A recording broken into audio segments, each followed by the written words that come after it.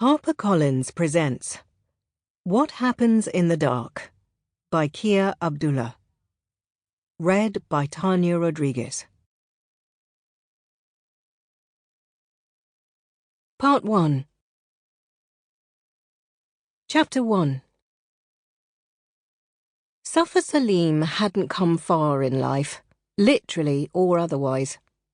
Her office, above a shabby Ladbrokes, was a mere 5 minutes from her childhood home, and not much further from where she lived now.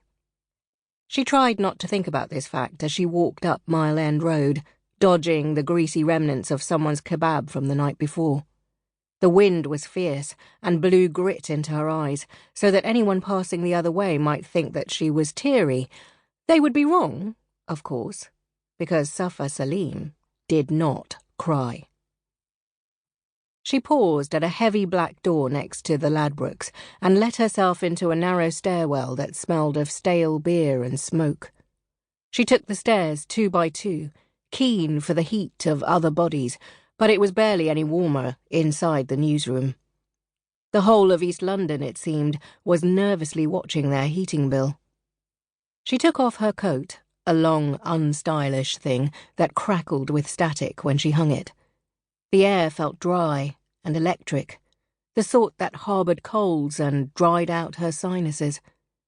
She burrowed her face into her scarf and wrapped her hands around her flask of coffee. Her desk was near a draughty window that overlooked Mile End Road, the artery that connected grubby East London to better parts of the city. It was a far cry from her sleek former offices in St. James's Park. This, in comparison, barely felt like a newsroom, the pace too sluggish, and the space too sparse to indicate real import. She sipped her coffee, black and scalding, and scrolled through an influx of emails. She deleted a dozen press releases that had nothing to do with her beat, and then scanned anything loosely related.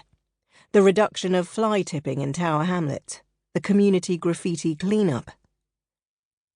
She reminded herself, as she did daily, that these were the crimes that affected normal people.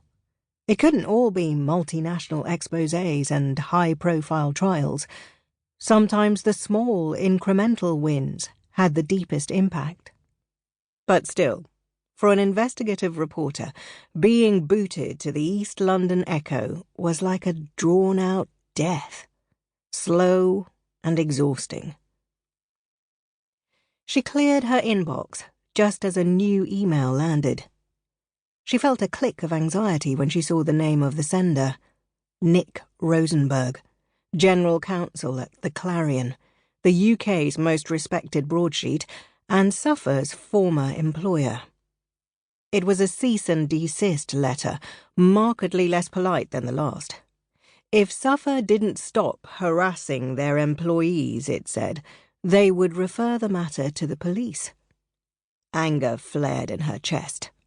But one thing she had learned in this game was that she wasn't allowed a temper. She remembered the things they had called her: frantic, neurotic, deluded.